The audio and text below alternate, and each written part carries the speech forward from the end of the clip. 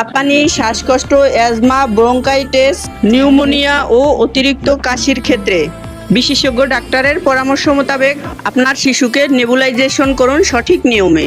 মনে রাখবেন, নেবুলাইজেশনের যে কোর্স অবশ্যই কমপ্লিট করবেন।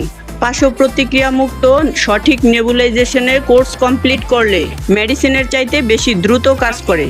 ছোট বড় সকল মানুষই ডাক্তারের পরামর্শ মোতাবেক নেবুলাইজেশন ব্যবহার করতে পারবেন। নেবুলাইজেশন সম্পর্কে আরও বিভিন্ন তথ্য জানতে প্লিজ সাথেই থাকুন।